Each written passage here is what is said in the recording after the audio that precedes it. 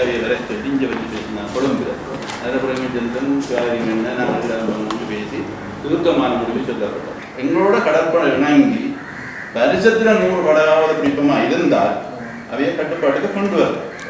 மற்றது அதோட செய்து கொண்டு வந்தாலே எங்களுக்கு போதும். மற்றது அதற்கு அந்த அளவுக்கு விளங்கியும் இயக்கங்களை வச்சு கொண்டு டேக்கானவங்களை தவிர எங்களுக்கு ஒரு சிகிச்சை அதில் எங்களுக்கு இந்தியாவில் முழு வரும் நிதி ஒதுக்கப்பட. இப்போ இந்த நிதி ஒதுக்கப்படணும்டா ஜனவரியிலேருந்து ஏப்ரல் வரைக்கும் இந்த பாராளுமன்றத்தில் நிதி ஒதுக்கீடு சம்பந்தமான விவாதங்கள். அப்போ முக்கியமாக கலைக்க வேண்டிய சுகாதாரத்துறை நான் கலைப்பேன், விவசாயத்துறைன்னு முன்னே தான் முக்கியமாக நான் கையெழுக்க வேண்டியது, கல்வி, அடுத்தது சட்டம், அந்த துறையில் வந்து வடமையாக பெரிய அக்கல் அமெரிக்கன் தானே கருதுறேன். இப்போ எனக்கு உங்கள்கிட்ட முழு பிரச்சனையும் இன்னொரு கூடி கொண்டு பார்க்குறேன். எல்லா புறமும் யாழ்ப்பாணம் இருக்கிற சக்கரை நாங்கள்லாம் படிச்சினாங்க, எங்களுக்கு தான் நிறைய கூட உண்டு. ஆனால் நான் இவையோட கதைச்ச இந்த ஒரு கொஞ்சம் நிமிஷத்தில் ஒரு 10 மினிட்ஸில் நான் படித்து கொண்ட விஷயம் வந்து கூட கடல்சார் அமைச்சர் வந்து எங்களுடைய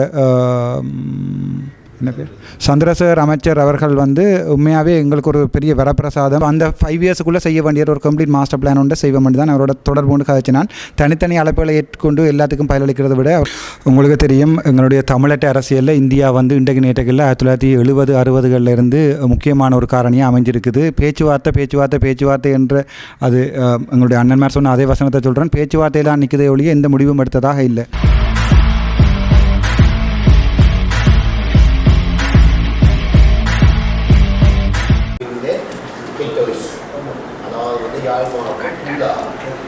மீனவ சமூகத்தினுடைய ஆஃபீஸ் தான் இதில் வந்து நாங்கள் தலைவர் உங்களோட தீங்கள் நிர்வாகமாக இருக்கிறோம். அதனுடைய அறிமுகம் எங்களுக்கு தேவையான விஷயம் வந்து கடற்கொள் மக்களுக்கு வந்து முக்கியமாக வந்து இப்போதைய சூழ்நிலையில் வந்து வருமானம் இல்லாத கட்டத்திலே இருக்கிற முதலாவது பிரச்சனை ஏன்னு சொன்னால் இந்திய நிறுவப்படி இன்றைய பிரச்சனை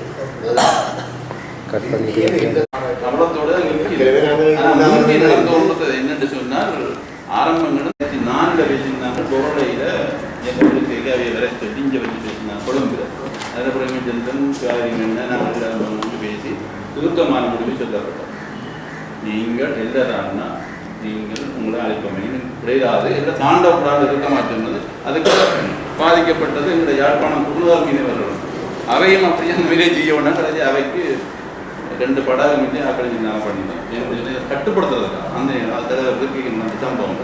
இவங்க 2010க்கு பிறகு அவங்க ஆண்டுகள் இருந்தாங்க. 2010க்கு போய் இந்தியாவில் 16 2017 6ஆம் மாதம் அளவில் சட்டம் நாடாளுமன்றத்தில் நிறைவேறினது.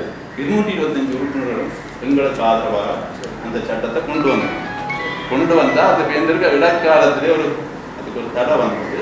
அது இந்தியாவுடைய அடுத்து இருக்கலாம். ஆனால் அதுக்குள்ள நாங்கள் இந்த போராட்டத்தால் அது நிறைவு செய்யப்பட்டு 2017 நீங்க போட்ட அந்த சட்டம் ஆக்டிவிட்டி இல்லோ அத பேர்ல கேன்சல் பண்ணவியா விடையில கடை வந்து நாடுகளுக்கு கொடுக்கணும் அப்படின்னு நான் உத்தேசிக்கிறாங்க. யாருக்கு மாதிரி சொல்ல கொடுக்கணும். முதல்வருக்கு பிறகு படகுகள் கைது செய்து இப்போ படகுகள் விடுறை இந்த நல்லெண்ண நடவடிக்கைக்கு இடம் இல்லை. அப்போ 145 படகுகள் 22ஆம் ஆண்டு 2022 கார்னர்களும் காங்கிரஸ் துறையிலும் வைத்து ஏலம் போட்டது அரசாங்கம். அதனால ஒத்துழைப்பு கொடுத்து ஏலம் போட்டு வித்தாச்சு. இப்போ 130 படகுகளுக்கு மீது மயிலட்டி துறைமுகத்தில் வழக்கு முடியாதுமா இருக்குது. நாங்கள் என்னத்தை இப்போ விரும்புகிறோம்னா எங்களோட கடற்படை இணங்கி வருஷத்தில் 100 படகாவது பிடிப்பமாக இருந்தால் அவையை கட்டுப்பாட்டுக்கு கொண்டு வரும். மற்றது அதோட செய்து கொண்டு வந்தாலே எங்களுக்கு போதும். அவங்களோட போய் பேசுறதுல பிரயோஜனம் இல்லை. இந்தியா நெடுகளும் பேச்சுவார்த்தை என்ற போர்வையில் எழுதினதான் நாங்கள் வளர்ந்த முடியாது. மற்றது அதற்கு அந்த அளவுக்கு விளங்கியும் இயக்கங்களை வச்சு கொண்டு டேக்கானவங்களை தவிர எங்களுக்காக ஒரு சிகிச்சை இல்லை. அதில் எங்களுக்கு இந்தியாவில் முழு வரும். அதுக்கு பிறகு அதோட விட்டுட்டு இந்த நோக்கத்தை நாங்கள் போய்கொண்டிருக்கிறோம். எங்களுக்கு நான் இப்போ என்னென்னு சொன்னால் யுத்தத்தை நாங்கள் அழிஞ்சு போயிருக்கிறோம். எங்களுக்கு பெரிய சுமந்திரன் ஐயா அந்த வீட்டுக்கு பக்கத்தில் இருக்குது. அது அழைக்கப்பட்டு என்ன முந்தி அதுக்கெல்லாம் உங்களுக்கு வருமானத்தை வீட்டு தந்தது. உங்களுக்கு இருக்கிற ஒரே ஒரு பில்டிங் இது மட்டும்தான். இன்னைக்கு ஒரு பில்டிங் இருக்குது. என்னென்ன சேதமடைஞ்சு காரியாலயம் ஒரு பிரச்சனையும் இல்லை. ஆனால் என்னென்ன நீண்ட கால கட்டணங்கள் கொஞ்சம் செயலக்கம் போகுது. எங்கள்கிட்ட வருமானம் இல்லை என்றால் எல்லாம் மக்கள் வருமானம் தெரியும். அதே மாதிரி ஒரு கருவாட்டு தொழிற்சாலையும் ஒரு 20 ஏக்கர் காணி மண்டதில் இருக்குது. அதுக்கும் ராணுவம் அழைக்க ஒன்றும் இல்லை. சும்மா ஒரு புற கட்டணங்கள்லாம் இருந்தாங்க. இப்போ எங்களுடைய ஆசை என்னென்னா நாங்கள் முந்தி இந்த நிலைக்கு வாழந்தா அரசாங்கம் உதவி செய்யணும் என்று அழைச்சது. என்னத்தை இந்த சொத்துக்களை அடைச்சு இன்றைக்கு நாங்கள் நிற்கதியாக நிற்கிறோம். இது மக்களின் சொத்து, அதாவது யாழ்ப்பாணம் கடத்தொழிலாளிகளின் சொத்து பெரும்பாலும் அழைக்கப்பட்டது யுத்தத்தை. ஆனால் அதை புனரமைச்சு தாரதுக்கோ செயல்படுத்துறதுக்கோ வேறு எங்கள் நிலையம் அப்படி எங்களுக்கு அடுத்தடுத்த கட்டங்களிலேயாவது இந்த ஐஸ் ஃபேக்டரி அந்த கருவாடு தொழிற்சாலை இதுகளை கொஞ்சம் எங்களுக்கு செய்து தரணுமேட்டா அடுத்த சந்ததி இதை செய்யும். ஐஸ் ஃபேக்டரி துப்புரவா ஒன்றும் இல்லை இதுக்கு தற்காலிகமாக ஒன்று தந்து தெரியாது அவங்க தந்துட்டாங்க, நாங்களும் இதை தந்துட்டாங்கன்னு வாங்கிட்டோம். ஒரு டெம்பரரி அந்த அதன் இருக்கு அது இங்கே ஒன்று இருக்கு வடபராஜன்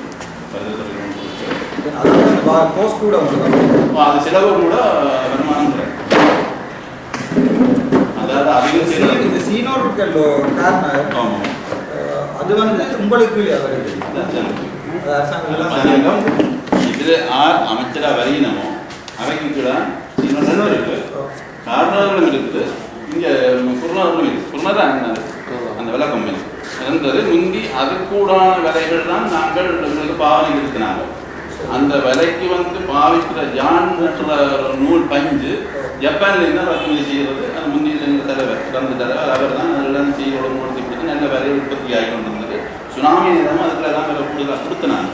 இப்போ விடைக்காடு நல்லாட்சி வந்த உடனே ஏதோ ஒரு விதமான நூறுகளில் பிரச்சனை ஏற்படுத்தி இப்போ உடலுமே அந்த விலை எடுக்கிறதும் இல்லை, பாவிக்கவும் இல்லை. சார் சீனோ கம்பெனியில் தானே சீனோ கம்பெனியில் கிடையாது. இப்போ நான் 10-15 பேர் 2% பாவிக்கிற வேலை ஒரு மாதிரி ஆகுது. திருப்பி கொண்டே கொடுத்த அவையில் சொல்லவே குறைஞ்சி திருப்பி கொண்டே கொடுக்க அவையில் தங்கால ஒன்றும் செய்யலாண்டு. அதால் இந்த இதெல்லாம் விலை இதில் இப்படியான பிரச்சனை நடந்து கொண்டிருக்கு. அரசாங்கத்தில் பதியப்பட்டு இந்த போய் அடித்தா விலையை கொண்ட போட்டால் ஒரு மாதத்தில் விலை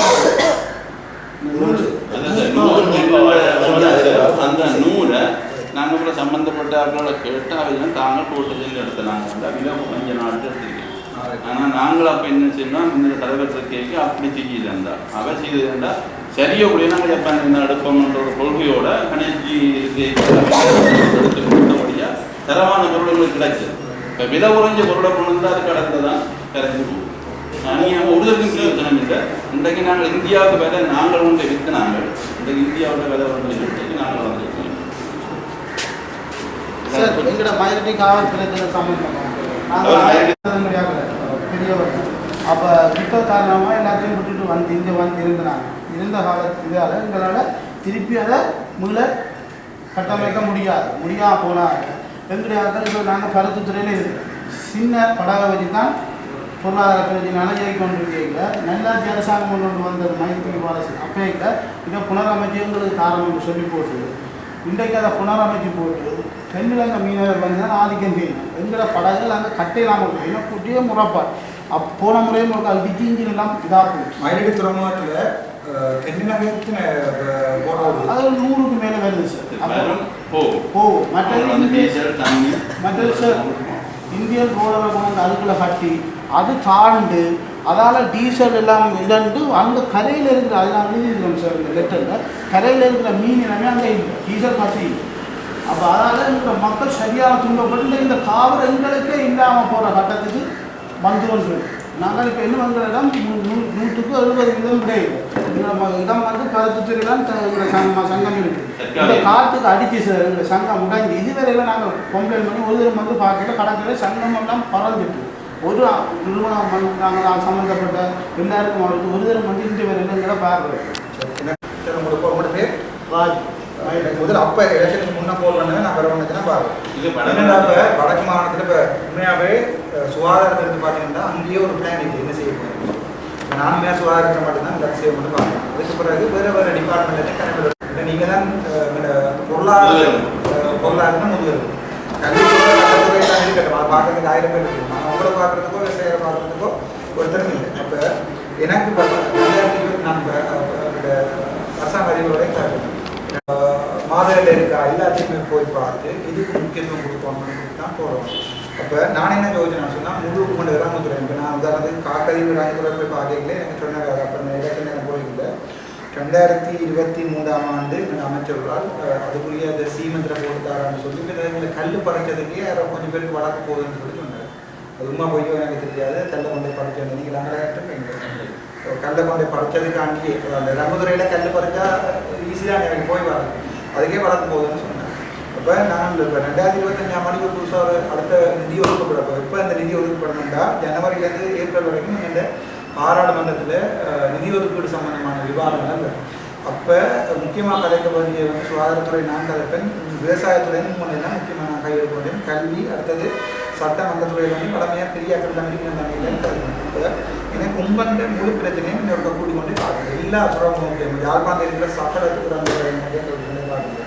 இருக்கிறவங்களோட அவ்வளவு சமாசங்களோட பில்டிங்களையும் கூட்டி கொண்டு படம் எடுக்கணும். அதுக்கப்புறம் உங்களுக்கு என்னென்ன டெவலப் பண்ணணும் அதாவது படம் எடுத்து ஒரு டாக்குமெண்ட் பண்ணி போட்டு அதுக்கப்புறம் ப்ரொப்போசலாக எழுதி நாங்கள் எங்களோட அரசாங்க அதிபரோட வந்து கொடுப்போம். அதே நேரம் இதுக்கு எவ்வளோ கவர்மெண்ட் போஸ்ட் எஸ்டிமேட் பண்ணி போட்டு பாராளுமன்றத்தில் உங்களோட நிதி ஒதுக்கீடு நேரம் எங்களோட அமைச்சர் சொல்லி கொண்டிருக்கிறார் வெளி பிரதேசங்களை நோக்கி நிதி பாய்ச்சல் வருதுன்னு சொல்கிறார். அதுக்கு நாங்கள் ஏதாவது ப்ரொப்போசலோட கொடுப்போம். சும்மா இருந்து கொண்டு அவங்களை வந்து கட்டிதான் சொன்னால் அவர்களும் கட்ட மாட்டோம். நீங்கள் மேலே இந்த ப்ரொப்போசலை கொடுத்து போட்டு அது தரையிலேன்னா தான் சொல்ல முடியும். அப்போ இது விவசாயத்துறை அவன் ஜோமீன் கொடுத்துட்டாங்க உள்ளடங்கி இருக்காங்க தான் இந்த பிரச்சனை. நீங்கள் சொல்கிற பிரச்சனையில் தான் நாங்கள் அங்கே ப்ரொப்போசலை கொடுக்கணுமா இல்லை தங்களுக்கு இன்னும் மாதிரி தான் ப்ரொப்போசலை கொடுக்கணுமாட்ட தான் நான் பார்க்குறோம். அதுக்கு எனக்கு ஒரு கூட்டி கொண்டு முக்கியமாக எனக்கு நீங்கள் பெட்டர் வந்து ஒரு படிவான கடிதத்தில் யாழ்ப்பாணத்தில் இத்தனை இறங்குதுறை இருக்குது, எந்தெந்த இறங்குதுறை முக்கியமாக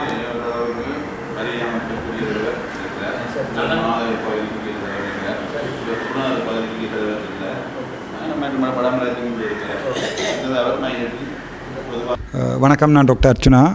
உங்களுக்கு தெரியும் என்னென்றால் எனக்கு தனிப்பட்ட ரீதியில் முக்கியமாக பார்த்தீங்கன்னு சொன்னால் வடக்கு மாநிலத்தின் பொருளாதாரத்தை கட்டி எழுப்புறது 2 துறை தான். ஒன்று விவசாயத்துறையாக இருக்கும், 2வது வந்து மீன்பிடித்துறையாக இருக்கும். ஆனால் அதிக குறைவாக வந்து அவர்களுடைய குரல் கேட்கப்படுறதும் இந்த 2 துறை தான். அதாவது விவசாயத்துறை. இப்போ நாங்கள் மருத்துவத்துறை எடுத்து பார்த்தா எல்லாருமே மருத்துவத்துறையை பற்றி கதைப்போம், சட்டத்துறையை பற்றி கதைப்போம். ஆனால் ஒரு மீனவர் பிரச்சனையோ அல்லது வந்து ஒரு விவசாயின பிரச்சனையோ கதைக்கிறது வந்து சரியான குறைவு. எனக்கு தனிப்பட்ட ரீதியில் கணக்கு அழைப்புகள் வந்து கொண்டிருந்தது. டாக்டர் எங்கள் இறங்குதுறைக்கு வந்து பாருங்கோ, எங்களோட பிரச்சனையில் கதைங்கோண்டா. அப்போ நான் யோஜனான்னு சொன்னால் அதற்கு பொறுப்பான சம்மேளனத்தின் தலைவர்களோட கதைச்சு அவர்களுடைய பிரச்சனையை எடுத்துக்கொண்டு அதற்கு பிறகு தனிப்பட்ட ரீதியில் ஒவ்வொரு இறங்குத்துறையிலையும் போய் பார்க்கணுன்றதுக்காண்டி அது சம்மந்தமாக நான் இப்போ 5 டிவிஷன் உண்டு, அவையோட 5 பிரதேசங்களுண்ட பொறுப்பாக இருக்கிற சம்மேளன தலைவர்கள நம்பர்ஸ் எடுத்திருக்கிறேன். இப்போ உண்மையாக என்னென்னு சொன்னால் வடக்கு மாநிலத்தை பொறுத்த வரைக்கும் எக்கச்சக்கமான நிதி வந்து முக்கியமாக மாகாண சபை கூடாகும், மற்றது ப்ரொவின்ஷியல் டெவலப்மெண்ட் ஃபண்டுன்னு சொல்லி எக்கச்சக்கமான காசு வந்து ஒதுக்கப்படுறது. ஆனால் அதில் ப்ரொஜெக்டுகளும் நடக்கிறது. ஸ்பெண்ட் பண்ணுறவ 100% ஸ்பெண்ட் பண்ணியிருக்கிறோம், 100% பௌதிக முன்னேற்றம் எல்லாம் சொல்கிறவ அதில் இல்லைன்னு சொல்லலை. ஆனால் அதால் அந்த உண்மையான மக்களோட பிரச்சனைகள் தீர்க்கப்படுதான்னு கேட்டால் கேள்விக்குறி. இப்போ உதாரணத்துக்கு இவரோட கதை கேட்க தான் எனக்கு விளங்குது. இப்போ நான் இந்த கதைச்சு கொண்டிருக்கிற பில்டிங் கூட கிட்டத்தட்ட 100 வருடம் 90 வருடங்கள் பழமையான ஒரு பில்டிங்கில் தான் இந்த அவருடைய சமாசங்கள் மற்றது சம்மேளனங்கள் நடந்து கொண்டிருக்கு. உண்மையாக எடுத்து பார்த்தா நாங்கள் நினைக்கிறது நாங்கள்லாம் படிச்சினாங்க, எங்களுக்கு தான் நிறைய கூட உண்டு. ஆனால் நான் இவரோட கதைச்ச இந்த ஒரு கொஞ்சம் நிமிஷத்தில் ஒரு 10 மினிட்ஸில் நான் படித்து கொண்ட விஷயம் வந்து கூட ஒரு மருத்துவத்துறையில் இருந்து போட்டு இவரோட விஷயம் கதை கேட்கல. எனக்கு சரியான ஆச்சரியமாக இருக்குன்னு சொன்னால் அவர்களுடைய அறிவு வந்து நான் நினைக்கிறேன் ஒரு அரசியல்வாதியாக வரக்கூடிய முழு அறிவும் வந்து உண்மையாகவே இவர்கள்ட்ட தான் இருக்குது. நாங்கள் உண்மையாக ஒரு இவருடைய வாய்ஸ் வழியில் கதைக்கிறோம் இல்லை, நாங்கள் சும்மா நியூஸில் பார்க்குறது அவ ஸ்ட்ரைக் பண்ணினோம், இங்கே ப்ரொட்டஸ்ட் பண்ணினோம்ண்டு.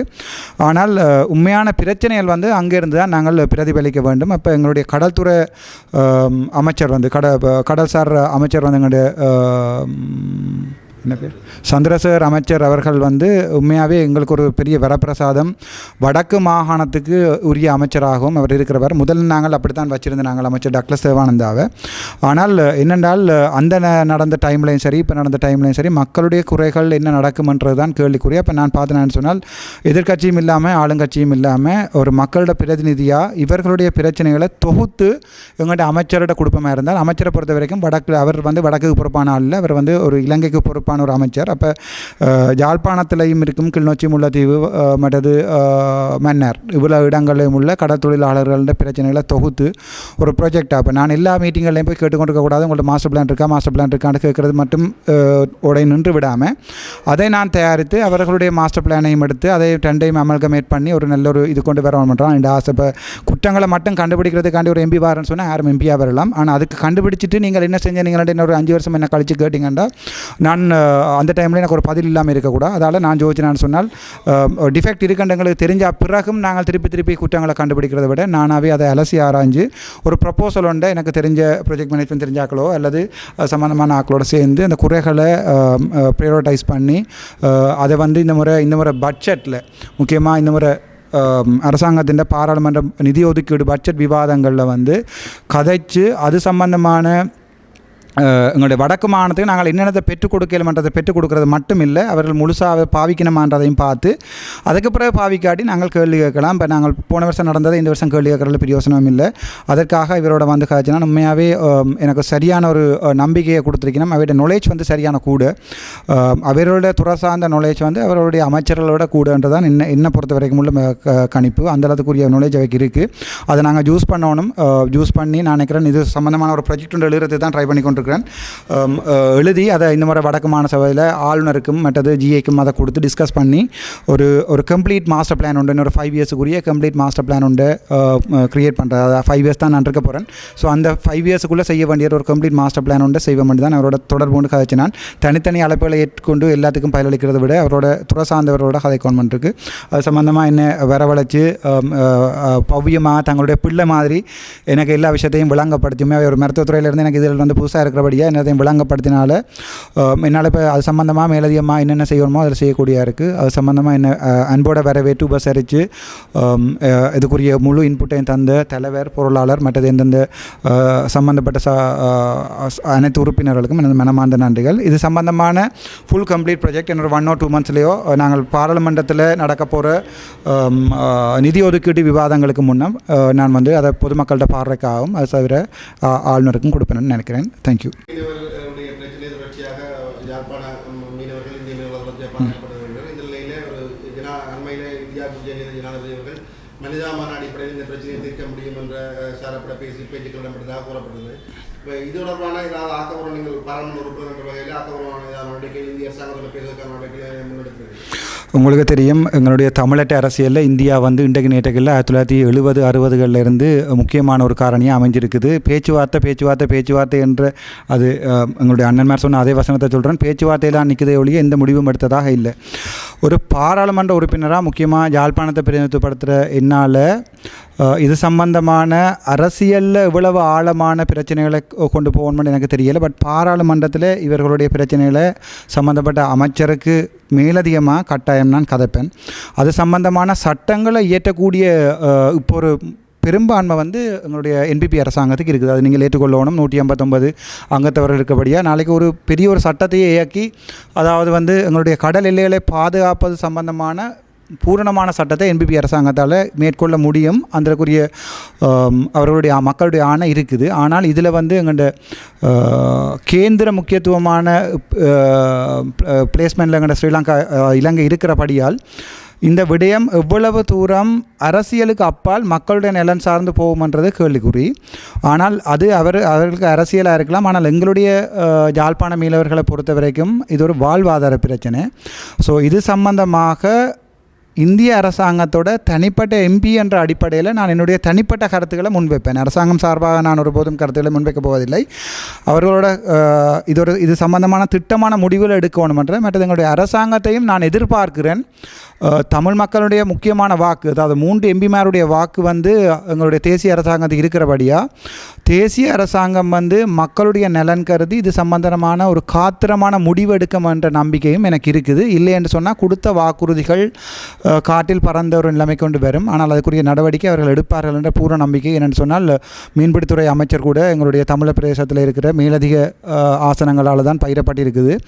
ஆதலால் நான் நினைக்கிறேன் அது சம்பந்தமாக திடமான ஒரு முடிவொன்றை தேசிய அரசாங்கம் வெகு சீக்கிரத்தில் எடுக்கும் என்றதையும் நான் பெரும்பாலும் எதிர்பார்க்கிறேன். எனது பேர் அந்தோனி புல் மரிதாஸ். நான் யாழ் மாவட்ட சம்மேளனங்களின் தலைவராக இருக்கின்றேன். சார் அர்ச்சனா அவர்கள் எமது இடத்துக்கு விஜயம் செய்து கௌசல்யா மிஸ்ஸும் கூட இடம் விஜயம் செய்து இந்த இடத்துல எமது மக்களுடைய குறைகளை கேட்டதுக்கு நாங்கள் அவருக்கு சரியான விளக்கத்தையும் சரியான எங்களுடைய வழிகாட்டலையும் அவர்கள் கூறியிருக்கிறேன் என்று நான் நினைத்து அவர் இதை கண்டிப்பாக எங்களுக்கு நெறிப்படுத்தி இதை மக்கள் மத்தியில் சொல்லியிருக்கிறார். அதை கூடுதலாக அவர் பாராளுமன்றத்தையும் அதை தெரிவித்து எங்கள் மக்களுக்குரிய நிவாரணங்களையும் மக்களுக்குரிய சேவைகளையும் அவர் தொடர்ந்து செய்வார் என்று அவரை வாழ்த்தி நான் என்னுடைய உரையை முடிக்கிறேன். நன்றி, வணக்கம்.